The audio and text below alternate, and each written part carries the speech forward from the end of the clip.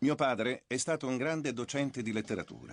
Mi ha insegnato il significato del dolore, un dolore privo di motivazione. Nel documentario di John Dallaghan, Bukowski, Born into This, Charles Bukowski, poeta e scrittore morto nel 1994, noto per il suo anticonformismo, racconta come il padre fosse solito picchiarlo con la cinghia del rasoio 3 volte alla settimana. Quelle percosse, ammette, sono state essenziali per la formazione di quel suo stile letterario scarno e brutale che non lasciava trapelare alcun sentimento. Stralci di interviste si alternano ai ricordi di vecchi compagni di bevute, colleghi scrittori e della seconda moglie Linda. Senza forzature, il film celebra Bukowski come un poeta americano la cui opera ha rappresentato una critica sferzante al garbato formalismo accademico. Nel documentario appaiono anche Tom Waits, Bono, Sean Penn e il regista Taylor Eckford, tutti grandi amici di Bukowski.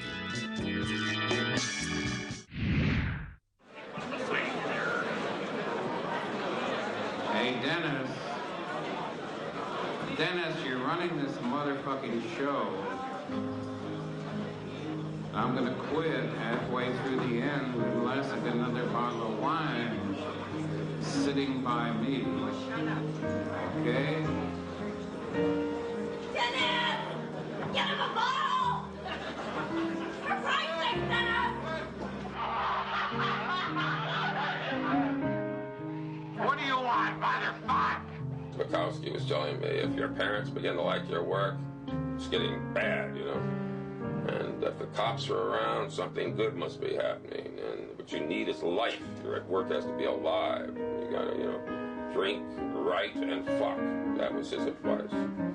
And I heard him flick his bick. And then I heard like the singeing of hair, you know, and I looked over and I could see him and the flame was up really high and he went like, and then he went, Arr! He called me and said, you motherfucker, you put something in my wine. And I said, no, I didn't. He said, yes. He said, yes, you put LSD in my wine because you want to fuck my wife. Oh, yeah, the time he pulled this blade on the maitre d' at the Polo Lounge. There was that. The cop said, you know, what are you doing? Stop. And he said, I'm going to throw the couch through the window. And the cop drew his gun and said, no, you're not. What they called me in the bar in the old days was a good duker. That's the ultimate compliment. Finally, I see him across the street from me, and he's unzipped himself, and he's taking his cock out. And he's not waving it, it's just dangling there, and he's running up and down the street, and people are screaming and horrified.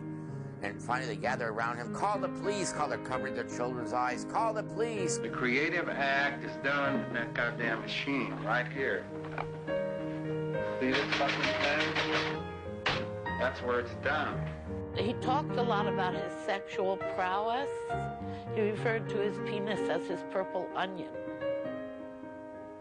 I saw him looking at me, and I ducked quickly forward, ducking my head into the night. It was move quickly forward. You never say duck and ducking.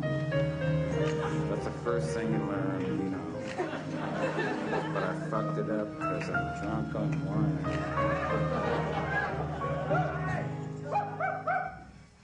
Forgive me. You have my soul and I have your money. I'll tell you something else occurred to me now, since you guys want to listen to things, want to listen to some shit. I feel like throwing this beer right in your face. Why? I'll tell you why. I always thought sometime in my life this time might come a little bit. Like guys marching in on me with cameras and all that shit. Somehow I almost felt it and knew it.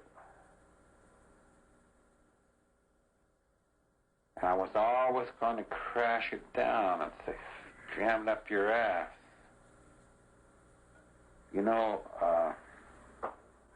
the young blondes with the tight pussies came too late. The cameras came too late. Don't grin at me like that, it's true. They came too late, I'm too strong.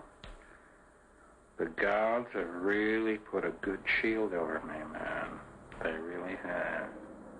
I've been toughened up at the right time and the right place. They're still good to me. Lawrence Ferlinghetti up in San Francisco invited Bukowski to go to San Francisco to read at the City Lights Poets Theater. I had never heard him read, actually. It was very interesting. We just met, we started to develop a relationship, and bang, this thing happened. So I said, I'm going to travel. Now, I had this minuscule budget. I decided to shoot in black and white. City Lights in the last year has started presenting American poets who I believe are major writers in this country. And at the moment, like, what else is happening besides Bukowski? Thank you. We go up in the plane, he's drinking scotch. He got pretty drunk and a little silly, and I was shooting the whole thing. No, I'll be all right. I'll be all right. I'll be all right. Nervous? I wish I were more nervous. You read better when you're a little nervous, you know. Really, it's like, you know, before a fight or something, you're nervous.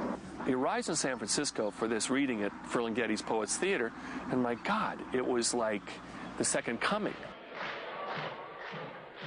We walked into this big gymnasium, and there were bleachers set up, and, you know, there were like 600-700 people there. Hey, you're lining up around the corner. You have a little pot on the stage I can vomit in? Yeah, no, I'm not kidding.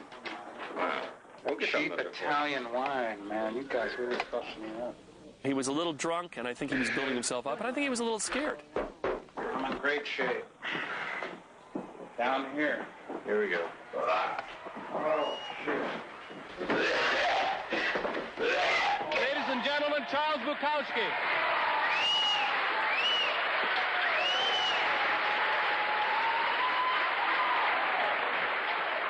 The poetry readings he did in Los Angeles were, you know, be 15 people, 20 people. You know, you get 30 people, it was a crowd. And here we walked into hundreds and hundreds, and it was a loud, rowdy audience. Do I know you?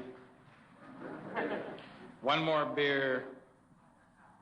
I'll take you all of you.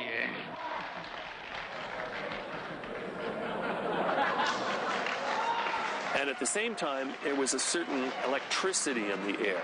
He didn't have to share the podium. This is a Bukowski event. Bukowski was a fairly well-known underground figure in Los Angeles at the time because he wrote a column at the LA Free Press called The Notes of a Dirty Old Man. One week, he wrote this article in there about going to San Francisco to read and having these punk, asshole, stupid filmmakers along. And he was trying to kind of help them along and organizing this and that as these people bumble through and asking stupid questions and so on. It was quite an entertaining, kind of funny piece. So I read it, and I saw him later, and I said, he said, Hank, I said, I read that article. He says, yeah, baby, what'd you think? I said, well, I thought it was full of shit, man. I said, you forget, I have the film. You're the guy who's drunk on the plane making a fool out of yourself, and you made me. He says, hey, baby, when I write, I'm the hero of my shit. And he says, you got your film? You do your film. Born like this, into this, as the chalk faces smile, as Mrs. Death laughs, as political landscapes dissolve, as the oily fish spit out their oily prey. We are born like this, into hospitals which are so expensive that it's cheaper to die, into lawyers who charge so much it's cheaper to plead guilty, into a country where the jails are full and the madhouses closed, into a place where the masses elevate fools into rich heroes. Born into this, walking and living through this, dying because of this, castrated, debauched, disinherited because of this. The fingers reach toward an unresponsive God. The fingers reach for the bottle, the pill, the powder. We are born into the sorrowful deadliness. There will be open and unpunished murder in the streets. It will be guns and roving mobs. Land will be useless. Food will become a diminishing return. Nuclear power will be taken over by the many. Explosions will continually shake the earth. Radiated men will eat the flesh of radiated men. The rotting bodies of men and animals will stink in the dark wind. And there will be the most beautiful silence never heard. Born out of that, the sun hidden there, awaiting the next chapter.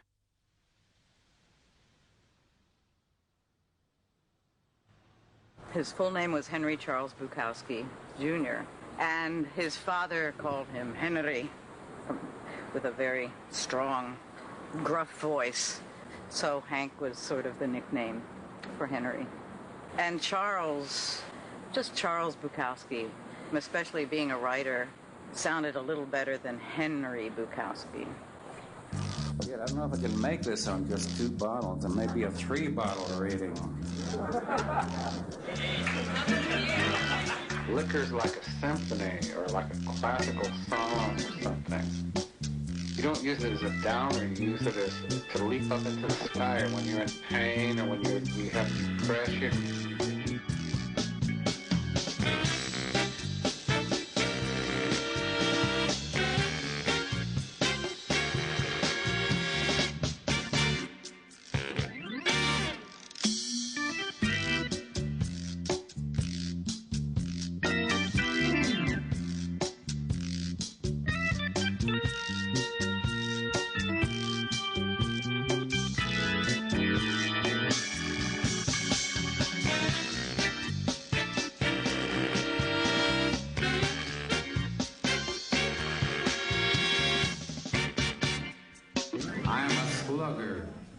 Now, if I start reading this poem and I hear this man's voice rising above the sound of my poem, I'm going to go over to him and kick his living ass right out of his physically.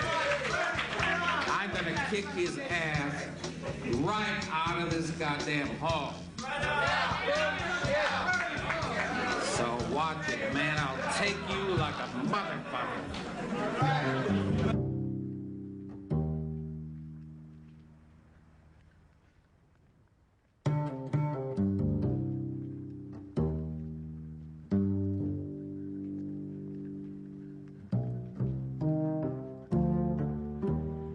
Hank, when did you realize you were a writer, that you had that talent? Nobody ever realizes they're a writer. They only think they're a writer.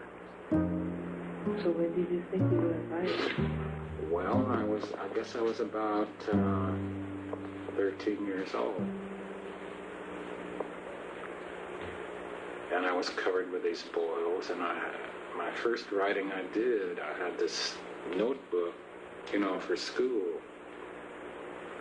I just found a pencil and I started writing, and I filled this notebook full of words. And I guess that was the first time the mechanism had exposed itself. Then it felt pretty good sitting there writing in a notebook with a pencil. I wrote on and on. It seemed a very easy, nice thing to do, and it still remains an easy, nice thing to do. I would say after that he was a writer. That was it. He was going to LA City College. It's still there on Vermont, and he walked into the journalism class. I had 2 years of college, but I didn't do anything. I just laid on the lawn, missed classes, and I couldn't get a job as a journalist. They say, fill out an application, we'll let you know. And it's a very hard job to get on a newspaper. It's not your decision that you didn't work as a journalist? No, I think if they had hired me, I would have been a journalist. In a way, I'm glad they didn't, because what could I write about?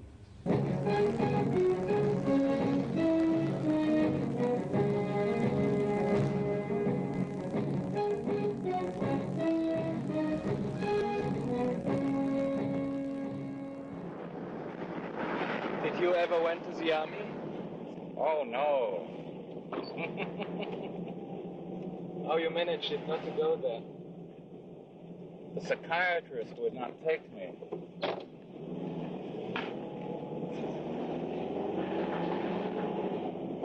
He asked me, "Do you believe in the war?" I said, "No." "You willing to go to the war?" I said, "Yes." He said, "You're a very intelligent man. Would you come to a party at my house next Wednesday night? We're going to have artists, writers, painters, lawyers."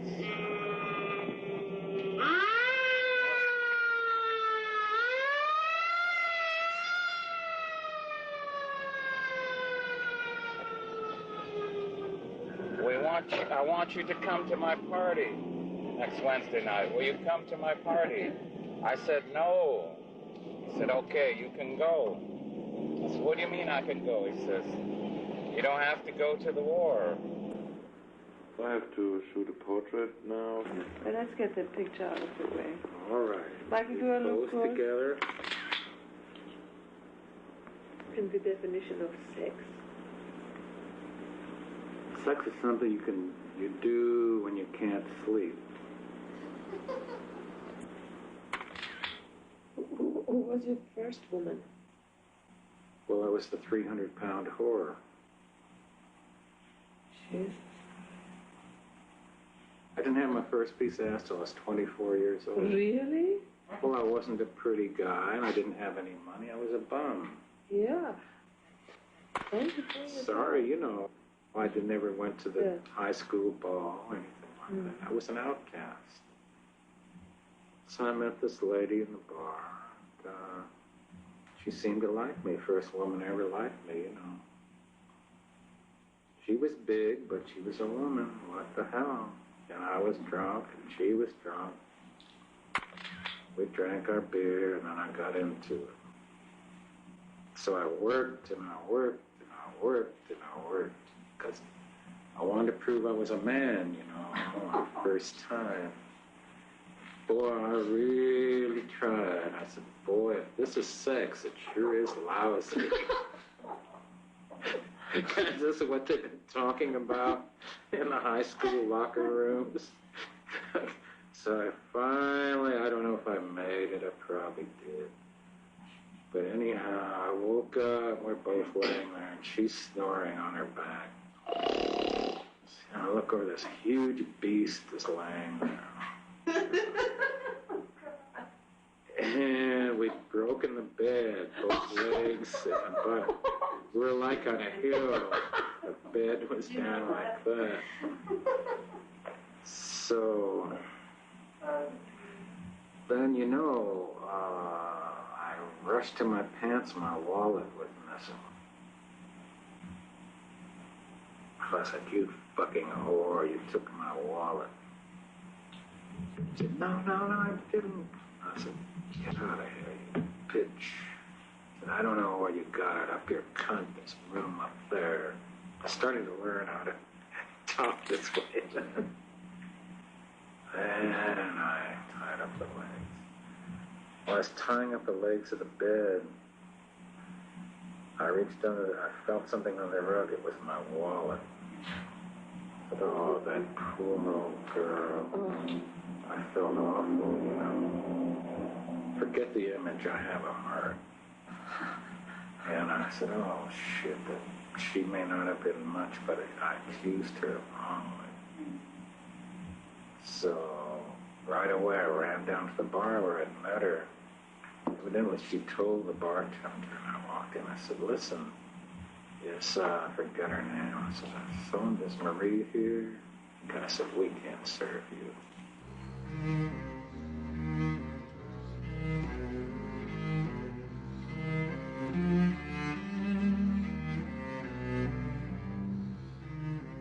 I think one of the reasons Bukowski wandered around the country was very simply a young man's need to see his country.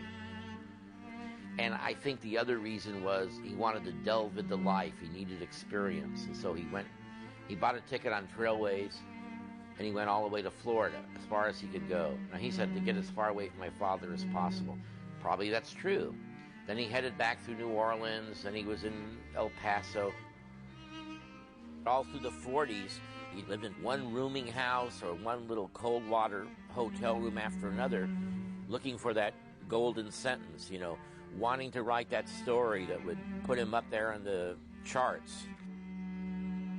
I would get a common laborer's job somewhere for a week or two, then live in a cheap room and type.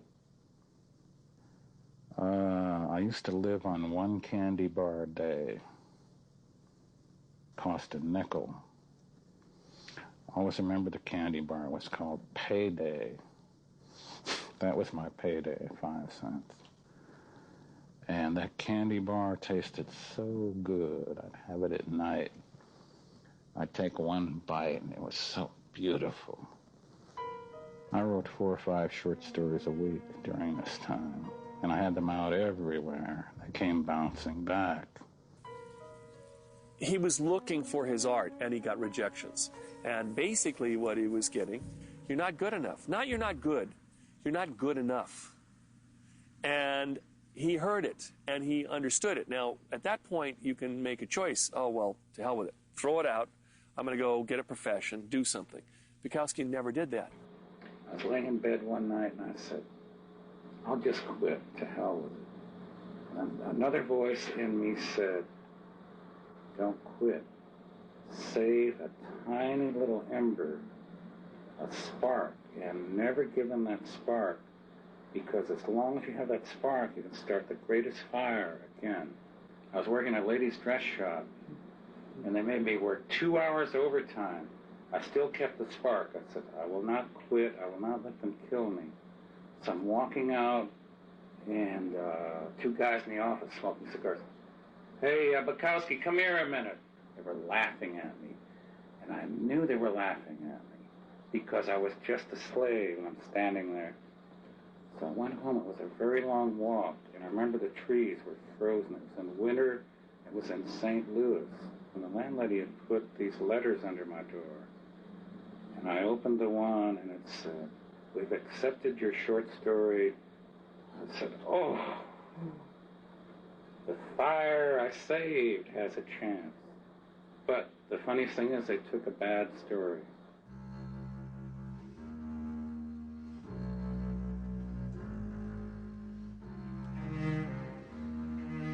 The young writer growing up in the 30s and 40s wanted to be in Harper's, Atlantic Monthly. That's where Hemingway and Saroyan, that's where the heroes published. I don't think it was quite the market for it. The main magazines during the 40s were pretty much published by Eastern intellectuals. John Steinbeck had a hard time getting recognized. Western writers just were not very much appreciated and recognized as they are today.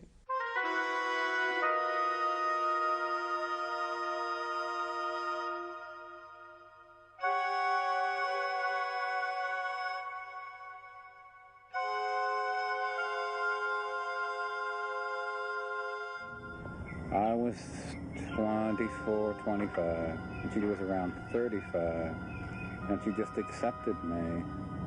I don't understand it, but she was a real fine-looking woman with body and good sense, a little bit mad. This is Jane. This is from her high school yearbook. There are many love poems, early love poems to Jane. It was the first woman he ever really had a relationship with. She was 10 years older than he was. She was born in 1910, and he was born in 1920. He seemed to be all alone, except for this woman he lived with that he would refer to sometimes in a derogatory way, the way men refer to women. I saw her once, and it fit his description of her, which was she had a fat ass and was good to lean up against in the wintertime. She had beautiful legs, wore high heels, knew how to cross her legs with the skirt just so, kicking the heel like this and talking all kinds of shit, you know. If you like them big, you know, she did not have the good looks of of sophistication or a classy woman. With beautiful legs, you always figure, even though you've only been there once or twice, there might be something else up there besides a cunt, you know? There might be something really marvelous this time. It could be a cunt, but it could be... There's something about looking at the legs makes you dream. I'm not saying there's anything wrong with a cunt, but I'm saying you always imagine some extra magic when you're looking at the outside portion of the female. She would just take off for a month and leave him, and then come back only because she'd exhausted all those opportunities out there, or was sick and tired of what was going there and would come back to him. He was kind of like a home base only. They didn't have a really domestic life together. It was a continuous going into bars, getting into trouble, getting kicked out of rooms. It was a tension that just... Find your lady already drunk, dirty dishes in the sink, the dog unfed, the flowers unwatered, the bed unmade, the ashtrays full of punched-out, lipstick-smeared cigarettes. Those days were so wild, man. We're always drunk, getting kicked out.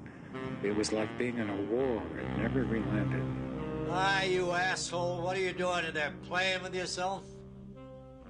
You goddamn whore, what do you know about anything? Sitting there on your dead ass and sucking at the vino. But there was a liveliness there because we both didn't care for shit, you know. Don't hit me, don't hit me. You'd hit me, but you wouldn't hit a man. Hell no, I wouldn't hit a man. You think I'm crazy? Hey, where the hell are you going? I'm going to the fucking bar. Not without me, Buster. So I thought I really had something. I did. I had lots of trouble. To get our stools, to sit before the long mirror, to tell the bartender, vodka 7. Everything was far away then. The post office, the world, the past, and the future. To have our drinks arrive, to take the first hit in the dark bar. Life couldn't get any better. What's your definition of love? Love? It's kind of like, you know, when you see a fog in the morning when you wake up before the sun comes out. It's just for a little while and then it burns away. Really? Absolutely. Burns away? Yeah. Quickly. It's just, love is a fog that burns with the first daylight of reality. Okay, well, this is the post office where I carried mail for 2.5 years, coming up. A really terrible place for me.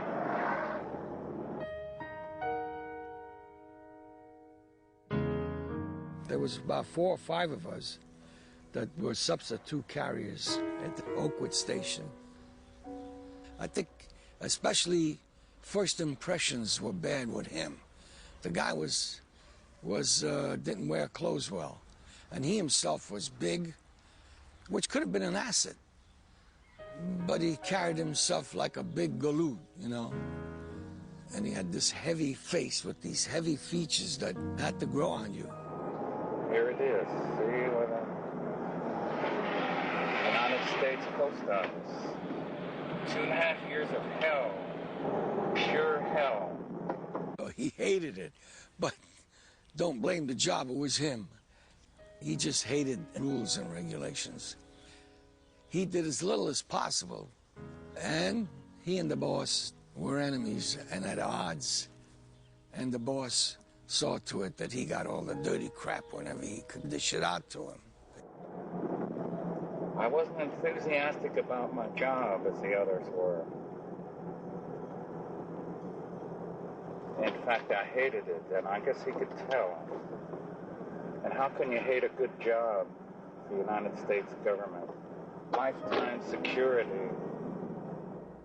To the postmaster, Los Angeles, California, please accept my resignation as a regular carrier. Effective 3/11/55, I find this occupation is detrimental to my health. I am bothered with ulcers, and the pressure and demands of the job are aggravating my condition. The post office had treated me well, is only that I must seek a more congenial occupation, and I regret the severance. Henry C. Bukowski, Jr. I had ulcers, for a couple of years, very painful. I ignored them. I thought I was a tough guy. Finally, I just broke open. The blood came out of my mouth and my ass, and be surprised how much blood there is in a person. It keeps coming. And it's purple. Anyhow, they took me to the County General Hospital, and that was a rough trip. As I left the hospital, a doctor told me, "You take one more drink, you're dead." See, doctors lie to you often. I was supposed to die, and I just didn't. And it kind of felt like I had a free life, an extra life to work with. So I came out of there, got a job driving a truck, drank a lot of beer each night, bought a typewriter, and just started typing. Only this time it all came out poetry. The prose had gone somewhere. It's like the man who rose from the dead and he had a whole new life to live and did. I think that's often the case with a near fatal illness in midlife. It sends someone off in an entirely rejuvenated direction. So I started writing hundreds of poems and sending them out. Poetry doesn't pay anything, but it was just a form I needed. It's kind of a passionate, pleasurable, selfish, nice form where you can scream a little bit, I guess I needed to scream a little bit. All I can say is that while he was drinking all through the 50s and 60s, he produced more poetry than almost any other person on the planet that I know of. The discipline of sending those poems out, because you get lazy. You have to go to the stationery shop and get the 100 envelopes. You have to go to the post office and get... Maybe the fact that he worked in the post office takes an enormous amount of energy, and he did it every day. I was asking someone what Freud would have thought of the 20th century. And she said there's one thing Freud could not have foreseen, Walt Disney. Making everything cute, everything nice. When I wrote something about Bukowski to try to justify why I was publishing him, I said he is devoted to the de-Disneyfication of all of us.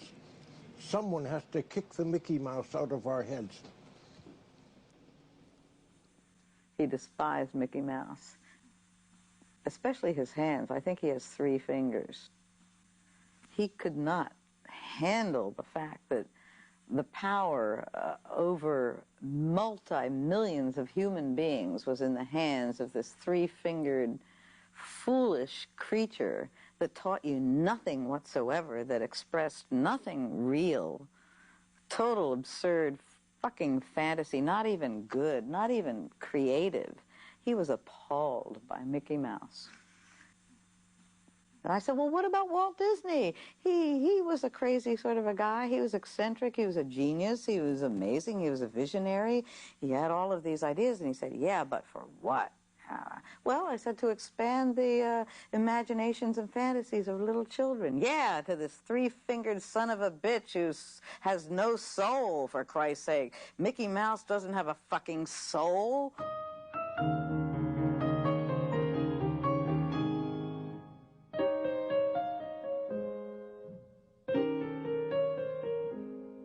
Dear Sirs, I was a regular carrier, Oakwood Station, with over 3 years' service. Last April, I resigned from the service. This letter is written in hope that I may be reinstated as a substitute carrier. I gave as my reason for resignation ill health. This, I will state bluntly, was an untruth. I realize now that I was in the wrong, and if I had only taken a little time to cool off and be objective, I never would have handed in my resignation. I hope to prove to you that I can be a carrier worthy of my salt. Oh, this is hilarious. The guy's talking corny stuff, worthy of my salt. The most uncorny guy in the world, you know, but I guess he's thinking of his audience. I promise that should you decide in my favor, that you will never regret the decision. Sincerely, H. Bukowski, Jr., Los Angeles. You know, it really reads like somebody who grew up in the Depression, frankly, and who'd been through hard times.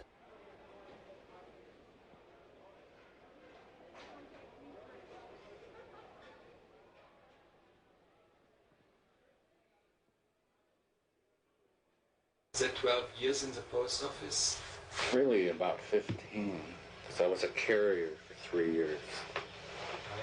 And then I was stuck for 12, 11 and a half, stuck letter. But how could a man like you do that for such a long time? That's such a stupid work, only doing this. All my work was stupid, but it was at night. That helped, because I can't sleep nights anyhow. Of course, really what he was doing was getting a place that could be his little cave to write in.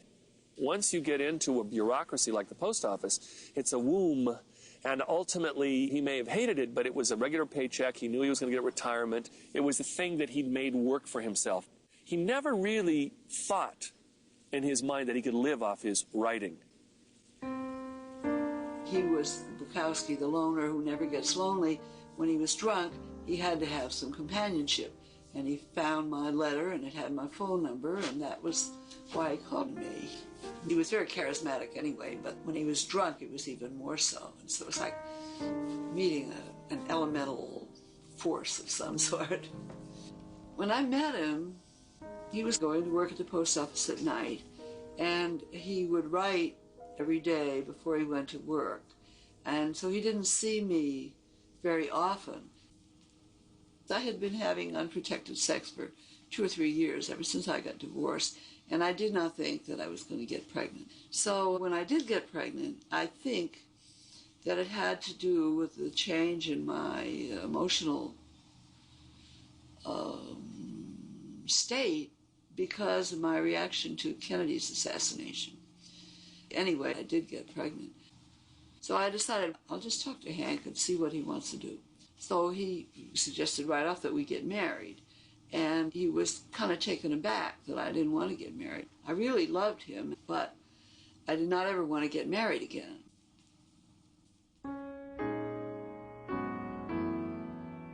I collected everything in American literature: Melville, Henry James, Whitman, Faulkner, Scott Fitzgerald.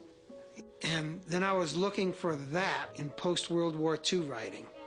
And I found the Beats, you know, Ginsberg and Kerouac. And then one day I picked up a copy of The Outsider and read Bukowski, and all those people just faded into the background. This is the first letter I wrote Bukowski in October 1965, just saying, "Dear Bukowski, boy, are you a good poet." I was not a publisher at that time, and I had no idea that I would become one.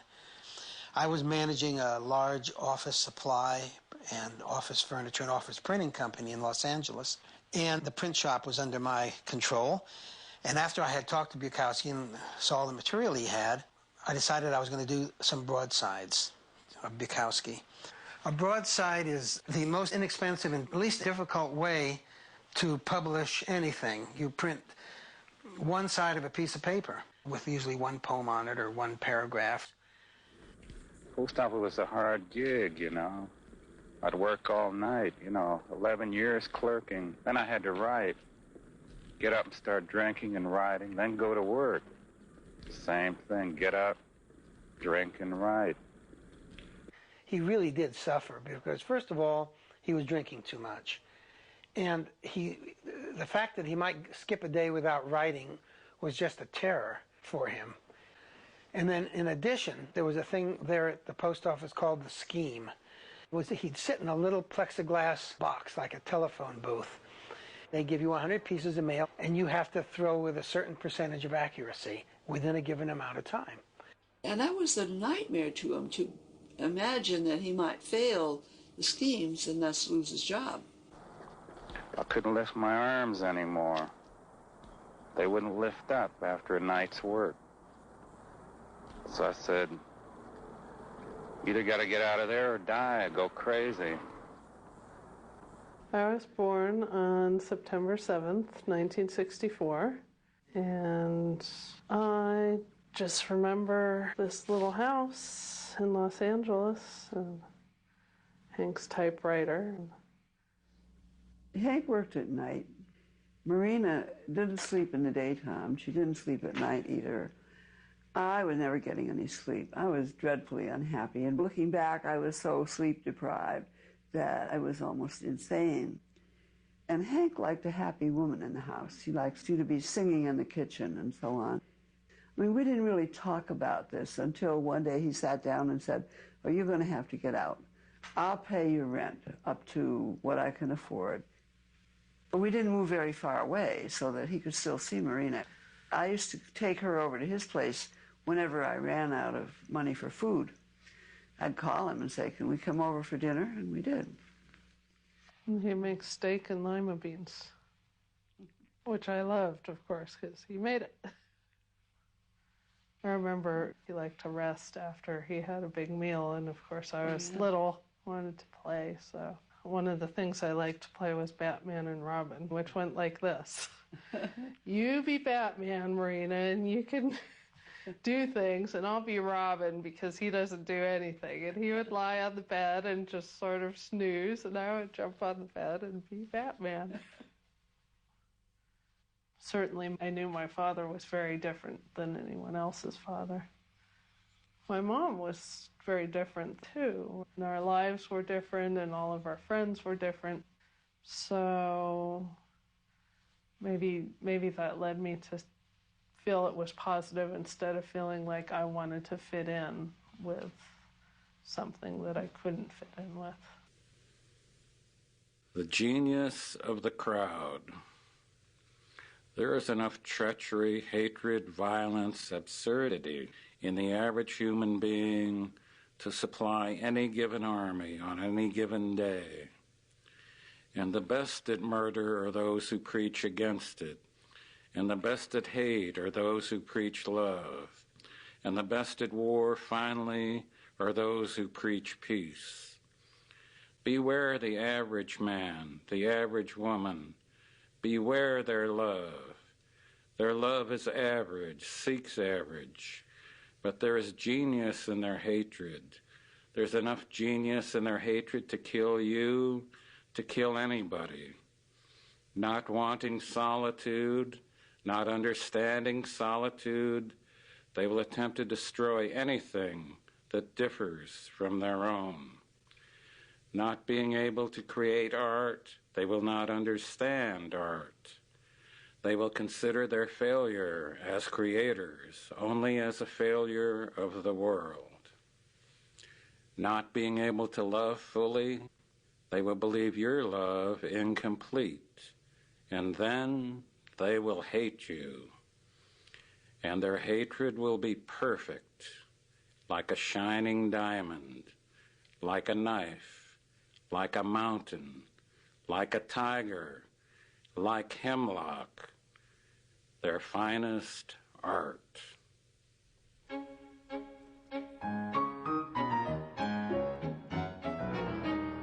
John Martin could see. John Martin could feel the public out there. After a certain number of books, John Martin started to realize that there was going to be an audience for this writer, and that Bukowski needed to focus himself full time. And Bukowski was very resistant to that. If I go out there and lose my tenure at the post office, and lose my gig and my ability to support myself, and we fail, where do I go? You see, this man came by while I was still in the post office. John Martin, who publishes my stuff, The Black Sparrow. He came by one night. We sat down in his little dingy room and got out a piece of paper, and we figured out what it cost him to live.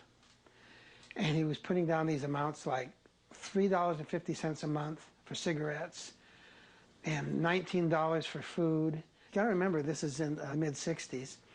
Rent was $80, child support was $15, and we came up with $100. And I said, you could really get along on $100 a month? And he said, yes. So I said, okay, I'll give you 25% of my income for life, whether this works or not, but you've got to quit and write full time. Very reckless. I didn't tell my wife. So I'll give you $100 a month for the rest of your life. Will you write anything or not? That's pretty good, you know. Well, it gets the rent anyhow. It may not get the child support, but it gets the rent. So that gave me some heart, you know. But didn't you feel kind of odd, like casting your fate with this guy who's this hard-drinking kind of wild man? No, because that was all overridden by the fact of who he really was, not the distorted part of him, but what he really stood for and what made him important. I mean, the first time I read him, I said, my God, this is today's Whitman. This is the man of the street writing for the people in the street. And when you get an opportunity, whether you're a banker or a hold-up man, you go for it. And there was Bukowski, and I thought, if this guy will commit his future work to me, that'll start me off.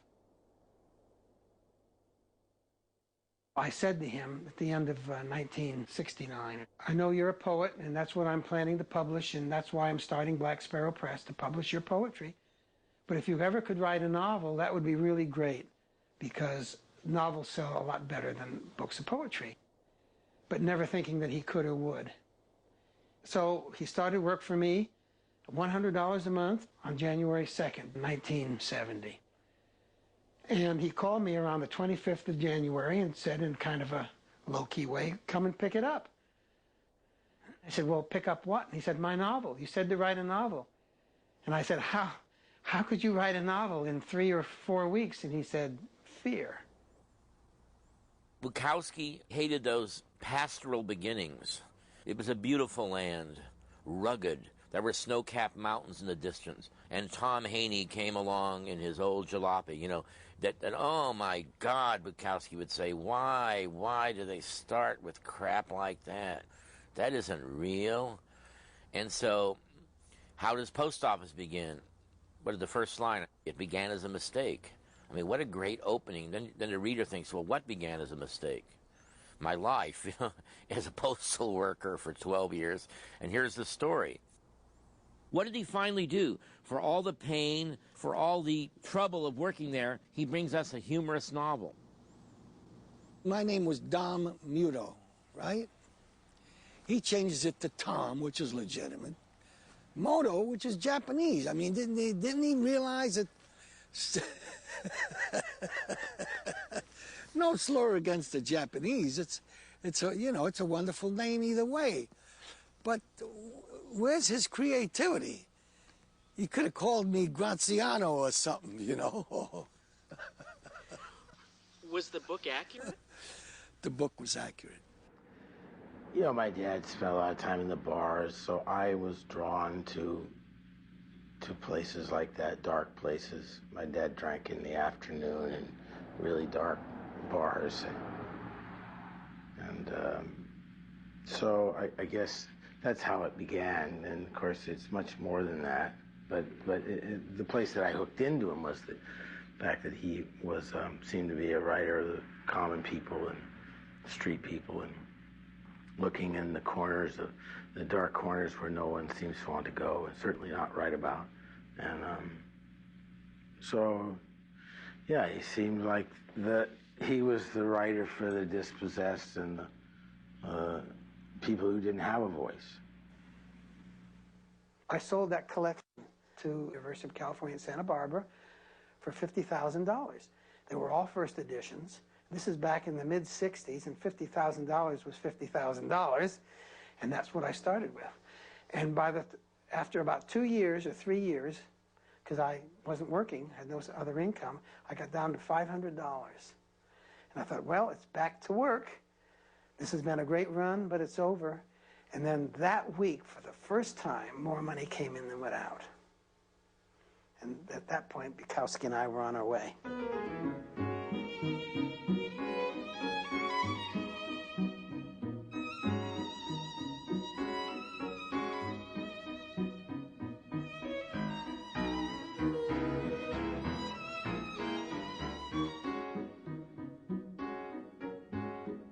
Anybody who's feeling the ups and downs in a capitalist society feels good at reading about a guy who is actually preaching the refusal to work.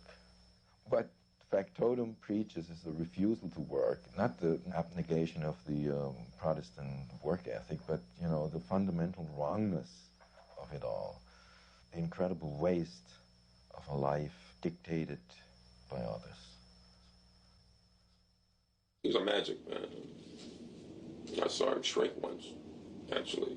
I was at Linda King had a party, and she invited me, and I probably shouldn't have gone because he didn't invite me. And Linda King was ferociously flirting with every man there. It was very awkward, kind of silly.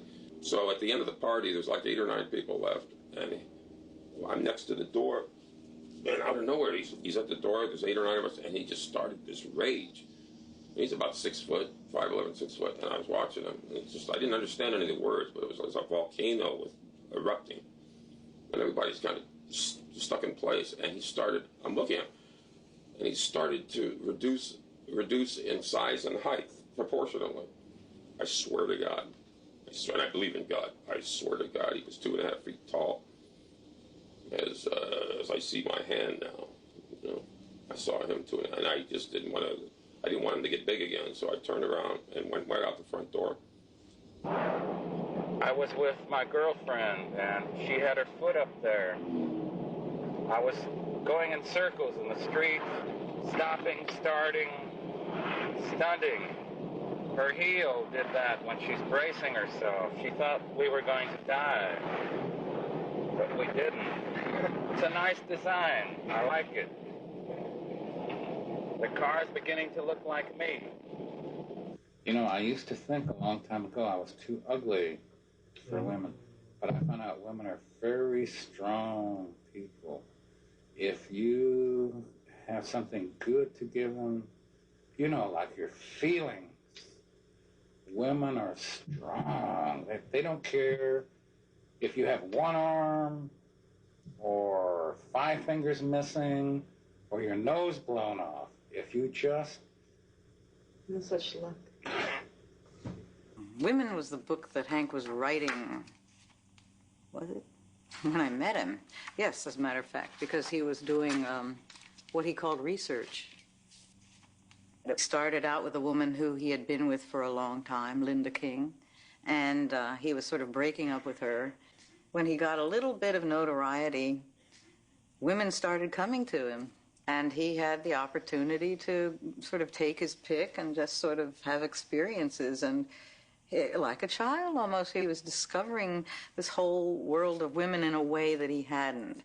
And then he was involved with this other one named Cupcakes O'Brien.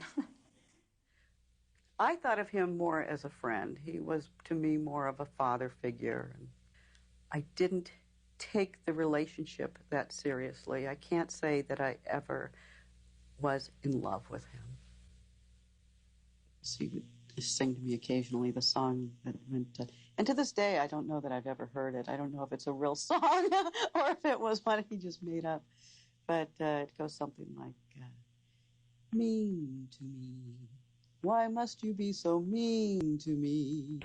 Mean to me, how can you be mean?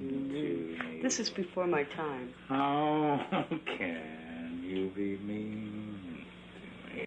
So yeah, he was crazy about her, and she had him at her beck and call. In other words, she didn't care. She could go off for a week and not even think about him, and he would just agonize the whole week.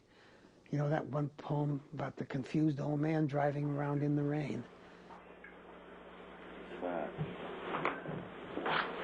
Is it cupcake? No. No?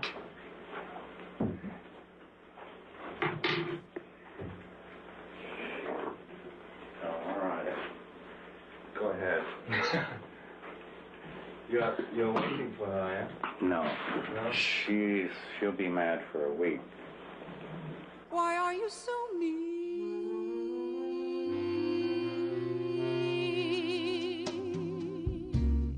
to me? Why must you be mean to me? Gee, honey, it seems to me you love to see me crying. I don't know why I stay home each night when you say you'll phone. You don't, and I'm left alone, singing the blues and crying. I remember once going over to his place on Carlton Way, and there was a beat-up old couch on the porch in front, and here's these two absolutely untouched, beautiful, blonde Dutch girls waiting for him to come home. And they wanted to know where he was. I said, well, I guess he's at the track, but I'm meeting him at 5 o'clock. And they said, oh, we want to see Bukowski. I said, well, what do you want to see him for? I said, oh, to fuck him. While reading your book, Women, one could get the impression that for you, a woman is nothing more than a behind and a pair of tits. Oh, come on. You read it and that's all you got? You didn't even get the part where I cried in bed because tears came to my face because I invited two women to have Thanksgiving with me, and I didn't know which one to go to. I mean, no, there are many moments in there where I look like a complete asshole, and I felt like one. No, I just wasn't jumping into bed and fucking and jumping out of bed. I'm sorry. It would be nice for me to say that and pretend I'm the tough guy, but I'm not that tough. But in your stories, love is always a synonym for sexual intercourse. Where do you That's get not too romantic, Where do you is it? get this crap, baby? Love is a dog from hell. That's all. It has its own agonies. It brings its own agonies with it. But I mean, I don't know where you get your concepts from, man. You're really fucked up.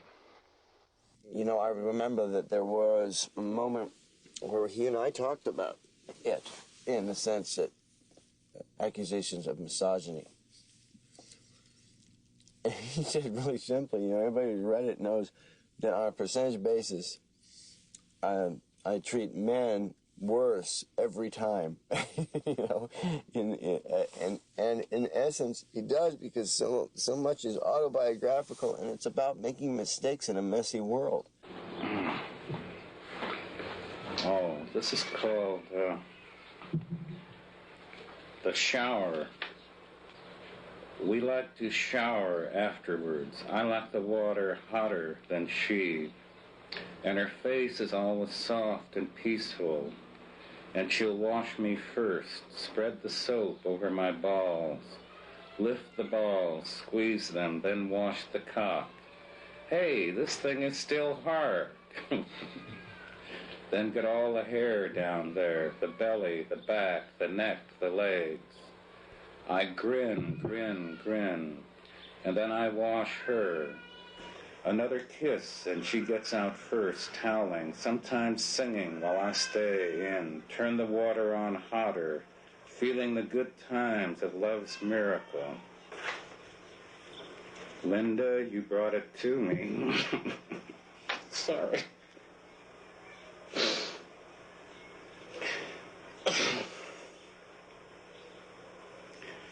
When you take it away, chew it slowly and easily. Make it as if I were dying in my sleep instead of in my life. Amen. See? I'm getting this way. Sentimental. Shit, I'm sorry. That's the one I split with after 5 years. It's not a very good reading. Linda, yeah. I read you the wrong poem. Shit. Getting softer and softer, kid. And during that time, I met him at a poetry reading in LA at the Troubadour.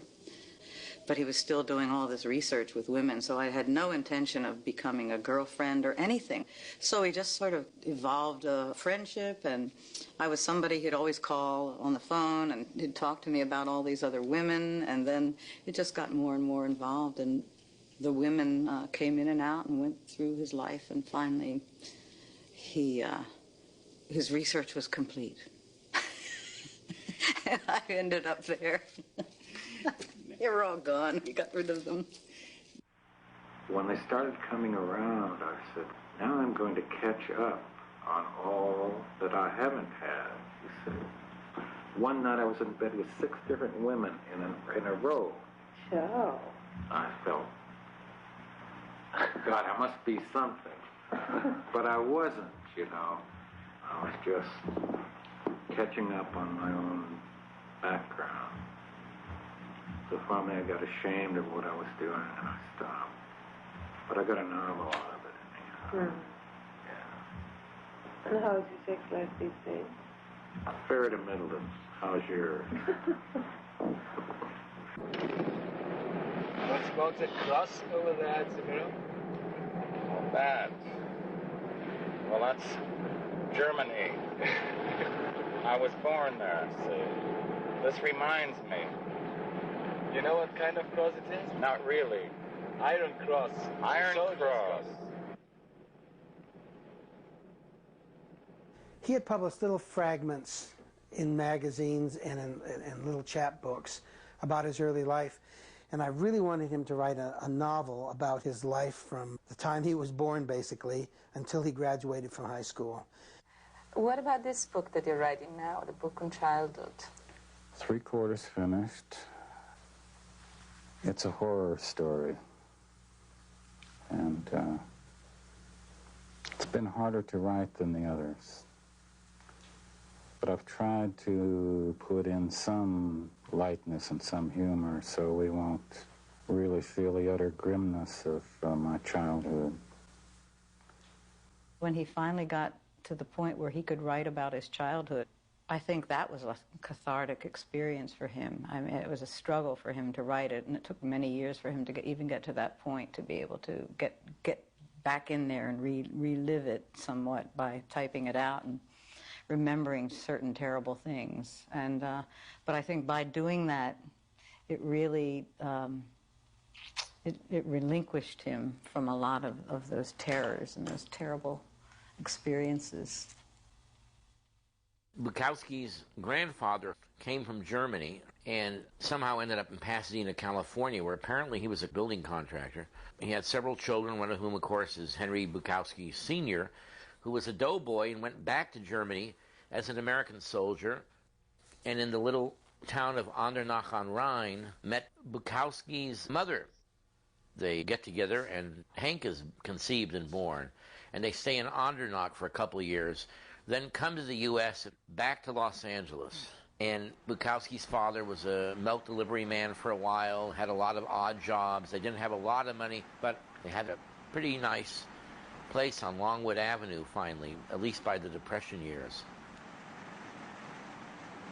This is 2122 Longwood Avenue, the house of horrors, the house of agony, the house where I was almost done in, but not quite. I'm still here, you see. This is the lawn that I manicured.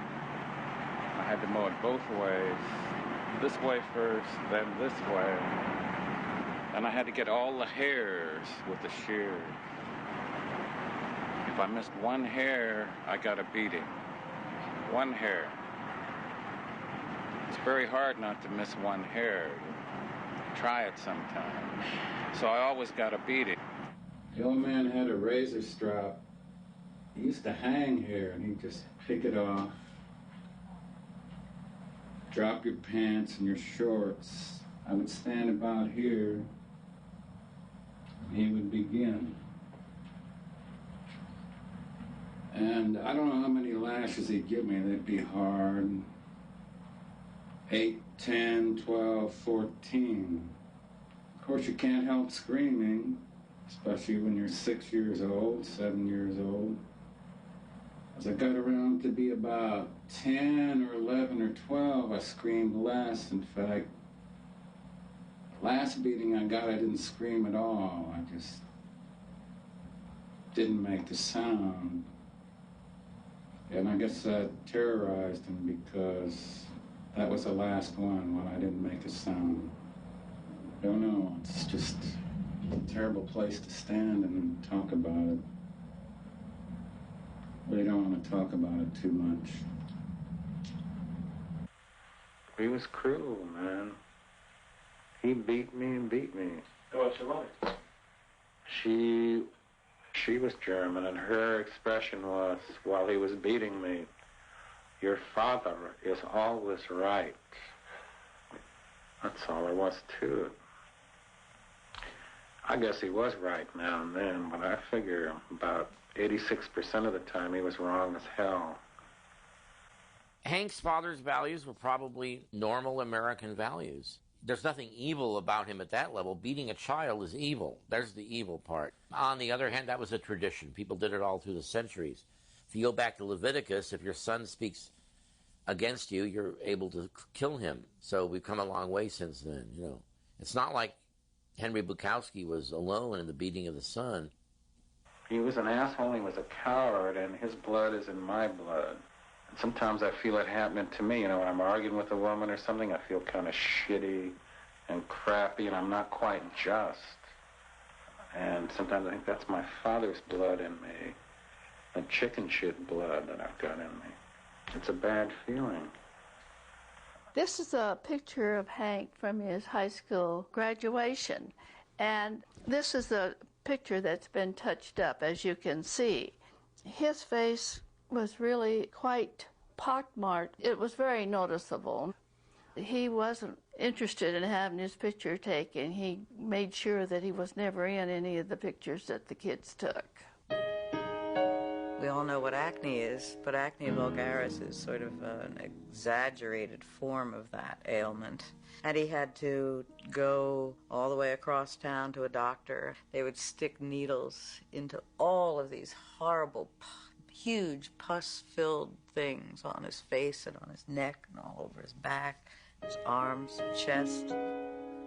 It finally manifests physically when you're put down like that continually over years and years, physically, emotionally, mentally, in every way. You know that wonderful chapter in Ham on Rye where he's standing outside his senior prom, too disfigured to go in and too ashamed to go in, and he had wrapped toilet paper around his head and then punched eye holes. And the bleeding acne was starting to come through the toilet paper. And he just stood there and watched all of the other children graduating from high school and having a wonderful time while he stood out there in the dark. I was on some fucking bus with a girlfriend, and here came a guy walking toward us looking for a back seat. His scars were deeper than mine. And you want to know something? I was jealous. Jealous? Yeah. I said, Jesus. I said, did you see him? She said, yes, I did. I said, oh, shit. What a beautiful man he was. Hank actually stayed with his parents quite a long time for a guy who was brutalized. I have some photos in 1944, and there's Bukowski with his mother and father in the backyard of the house on Longwood. The three of them are standing together getting a photo. So he may have hated them in a certain way, but he always returned to the nest.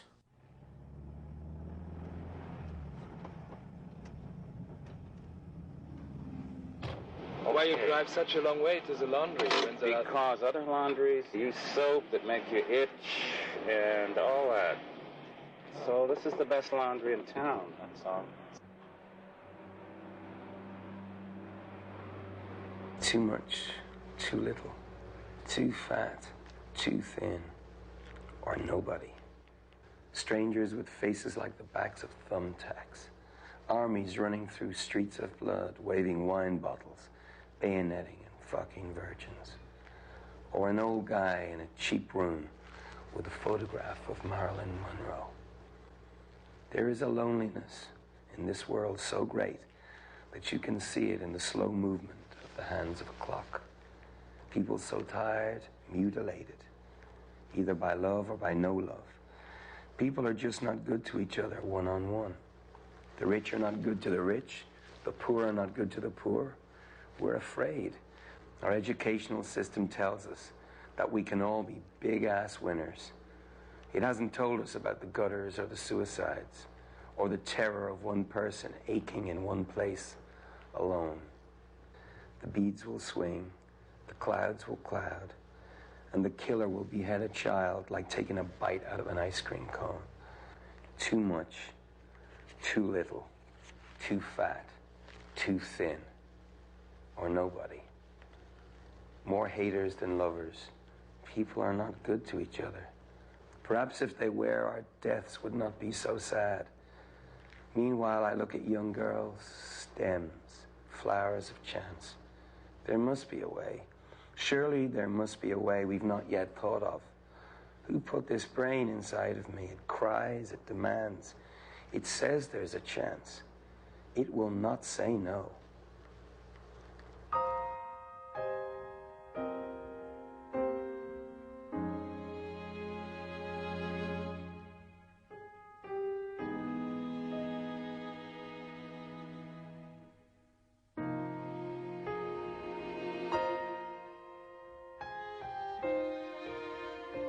As Linda, the second Linda, came into his life, she hung in there, and he knew that she really cared about him, and she was there to stay. She could hold her own with a lot of Bukowski's, wild friends, but ultimately she had a certain focus, and I give her a lot of credit for saving his life. I mean, at a certain point, she got him out of East Hollywood. They bought a place down in San Pedro. It's a great part of Los Angeles, not many people really know about, and, probably added about 10 years to Bukowski's life. Basically, it allowed him a different part of his life. He continued to write, and he continued to get more and more famous. He wrote through it all, and as he became more popular and became more successful and famous, really, he wrote about that. So he took you all the way from flop houses to San Pedro, and where he's living in a nice house with, neighbors who play golf and, have nice cars, and so he took you, he let you go with him on his journey, which was really great for me. To have somebody I looked up to take you down the path with him. Barbet Schroeder didn't have enough money to make Barfly, the film, yet, and so he decided to get some professional people and do a documentary on Hank, sort of interviewing him over a period of several months, coming over here on weekends for hours after hour after hour, and sitting inside and outside. And one night he was interviewing Hank, and it had been a long day, and Hank had had 3 or 4 or 5 or 6 bottles of wine, and he was getting a little belligerent. I've always been used because I'm a good guy. And women, when they meet me, they say, I can use this son of a bitch. I can push him around. He's an easygoing guy. So I do it. But finally I get to resent it a bit. What do you resent? Just being pushed. Pushed? Yeah. Just being pushed. Why do you let yourself be pushed by this kind of shit, you idiot? Why do you allow yourself to be pushed by this sort of thing? I've told you 1,000 times to leave. You won't leave. Wait a minute. No, wait, that doesn't have anything to do with it. That doesn't have anything to do with it.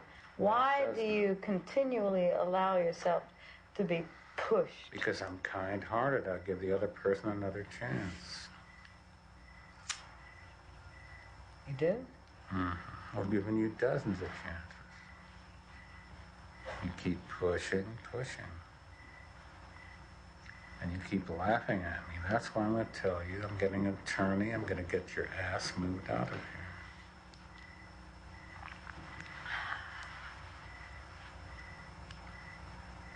She thinks I don't have the guts. She thinks I can't live without her. I can move your ass out of here so bright and so fast with a Jewish attorney. You're going to feel like your ass is skinned, baby. You think you're the last woman on earth that I can get? Never haven't thought about it. Yeah, well, you better start thinking. I'm turning you over to the next. Next what? Next guy. He can have you. I won't be the least bit jealous. With your Mayor Baba bullshit, all your goddamn staying out every night bullshit. I don't need the kind of woman you are. Night after night going out. What good are you? I'm going to get my Jewish lawyer out on you, and he's going to get you out of this house. Get out. And I mean, it was just mortifying. And the camera was rolling. I mean, they had a perfect thing going there. This is pretty exciting. Why are you so offended by me doing something else? Because I live with a woman, or she lives with me. She doesn't live with other people. I do live with other people, and I'm going to for the rest of my life. I know I'm going to turn you over to them. Don't you see? No. What shit? You fucking punk! You think you walk out on me every fucking night? You fucking whore. You bitch. Who do you think I am? I'm going to do this, live with other people. You fucking shit! That's when I got my guts. I never took it again. Never. The next time he tried that, I said, "You son of a bitch. You can scream your ass off at the clouds in the sky and at yourself, but you're not going to do it to me. I'm not going to take it anymore." I'd just get up, walk up the stairs, and I'd listen to him ranting and raving down here at nobody. Sometimes it'd go on for about 30 minutes and just screaming out.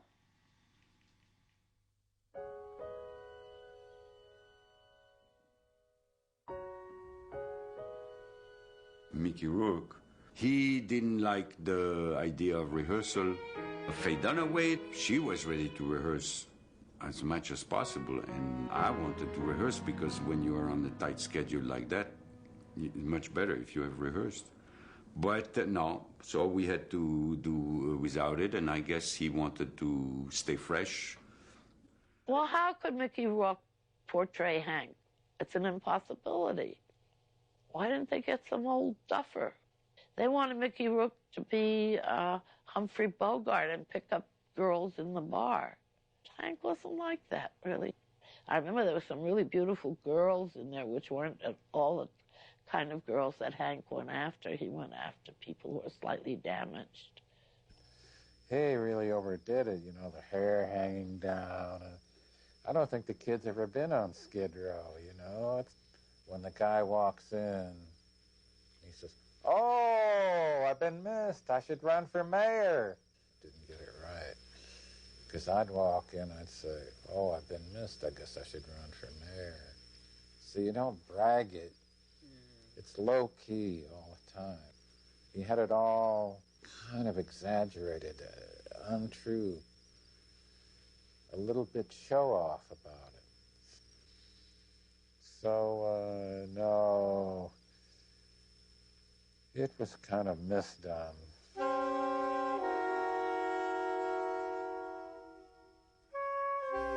I found out that Hollywood is more crooked, dumber, crueler, stupider than all the books I've read about it. They didn't go deeply enough into how it lacks art and soul and heart, how it's really a piece of crap. There are too many hands directing. There are too many fingers in the pot, and they're all kind of ignorant about what they're doing. They're greedy, and they're vicious. So you don't get much of a movie. I never got to meet him whilst I was reading him. It was only later, after a really drunken night with Sean Penn, back in my house in Dublin, talking stupid rhymes, really. And found out that he was a great fan of Hank's. And I said, you know, he's a friend of mine. No. I said, yeah.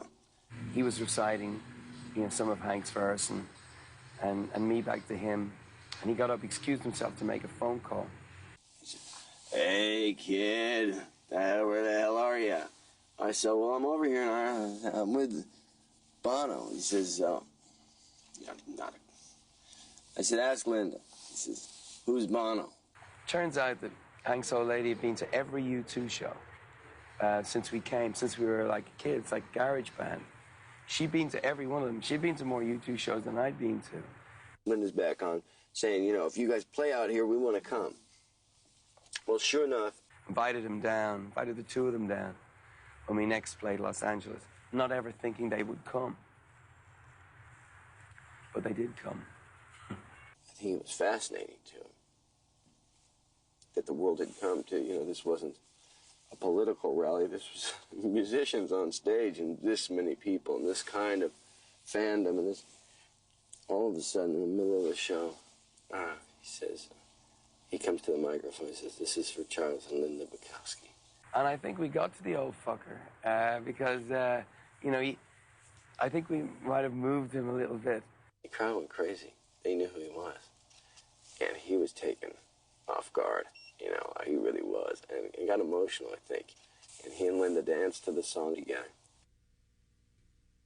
Bukowski was fortunate enough to see in his own lifetime his own work be translated into, I don't know, God knows how many languages, to make him more than a comfortable living, and to go out in, you know, 30 or 40 printings. And, you know, that's a very rare thing for a poet. If he hadn't made any money, and yet he had been able to do all the writing, that would have been enough for him. I'm absolutely convinced of that. And he would have worked in a candy store if he had to, or shining shoes, or he would have stayed at the post office and retired on some piddly-ass little thing. I'm afraid I have to agree with John William Corrington and his prediction which he made in, 1962? He was totally right. He said, by the end of the century, Bukowski will be known as the guy who liberated poetry from the clutches of the academics and did what Wordsworth was attempting to do and what Rimbaud actually did. You know, this is the company that he put him in 62 when nobody had heard of him. Are you afraid of death? No. How old would you like to be? It's not a matter of how old you can become, how long you can go having all your moxie. So I can't answer that. So I think my light is dwindling now. You know, I went to the track today. I came back from the track. I looked down, and I had on one black shoe and one brown shoe. So I said, even though I won $212 betting the horses, I looked down, I said, the light is dwindling, old boy.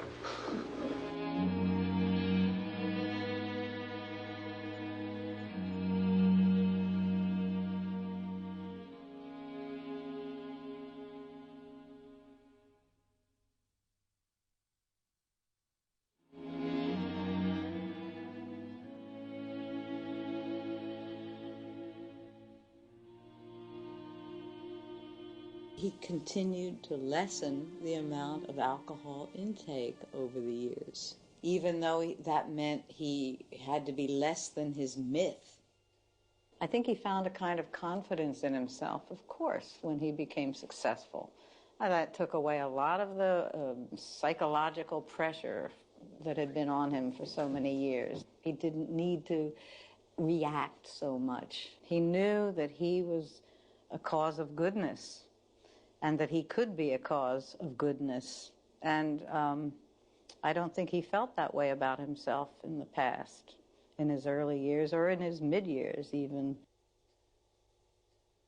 And by the time he got to Last Night of the Earth poems, he's really a wise man and a very thoughtful man, and was not afraid to be vulnerable. He was turning the ball around in front of you and let you see as many sides as he could see himself. There's a thing called the New Formalism, and there's a little group of people called the New Formalists, and they want to go back to sonnets and, you know, poetry at its most structured. And to me, it's exactly the wrong way poetry should be headed. Oh, this is a little New Year's reading that we did called Art, and it's one of his greatest poems. It's just one word above the other. As the spirit wanes, the form appears. As an artist or a poet or anybody loses the spirit that first brought them into whatever they do, as that wanes, they do get more concerned with form and try to cover up the fact that they're not writing as well anymore by writing formal work.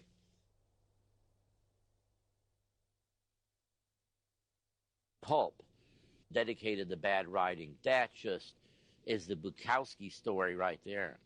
Not that he wrote badly, but that he took chances. That was an older man's novel, and yet it's so filled with a younger man's inventiveness and suppleness. Hollywood got at L.A., let's say, from this way, and Pulp got at L.A. this way, right? And Hammond Rye got in L.A. this way. Think about it. And then the short stories came on L.A. that way, and then the poems rushed down the freeway this way. You know, it was that ruined landscape of Los Angeles that he wrote about. Pulp, of course, is a pure fantasy. It isn't the real life Bukowski. So a fantasy, though, is the life of the mind. So it was something that was always on his mind. The man was dying. He was nearing the end of his life, and he writes about Lady Death. That's how he dealt with his dying, to make art out of it.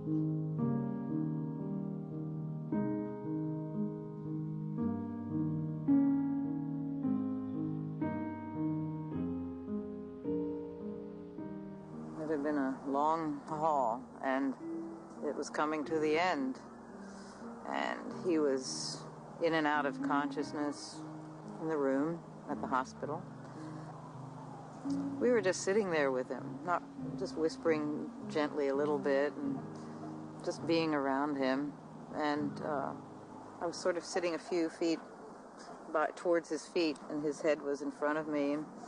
And I had been looking over on the other side of his bed to Marina, his daughter, and I glanced at Hank, and there were, he was emitting from his mouth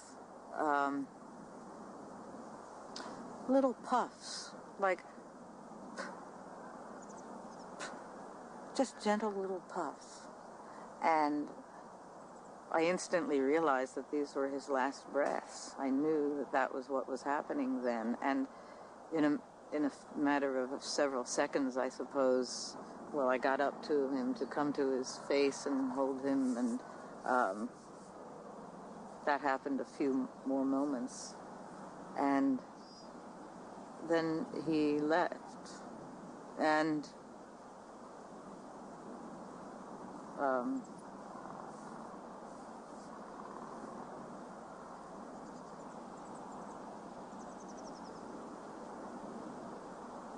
at that moment, his face became absolutely transparent and serene. Every wrinkly scar, tension, everything completely relaxed. And there was an utter tranquility that existed and permeated everything at that point. And it was so gentle and so pure, and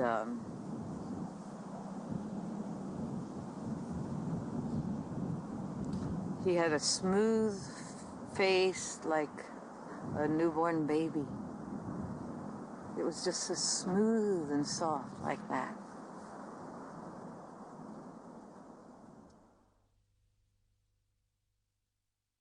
There's a bluebird in my heart that wants to get out, but I'm too tough for him.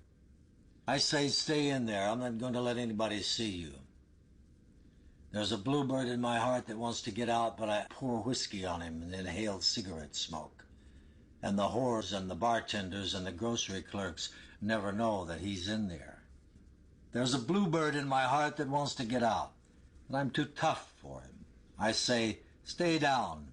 Do you want to mess me up? Do you want to screw up the works? Do you want to blow my book sales in Europe? There's a bluebird in my heart that wants to get out, but I'm too clever. I only let him out at night sometimes when everybody's asleep. I say, I know you're there, so don't be sad. Then I put him back, but he's singing a little in there. I haven't quite let him die, and we sleep together like that, with our secret pact. And it's nice enough to make a man weep. But I don't weep. Do you?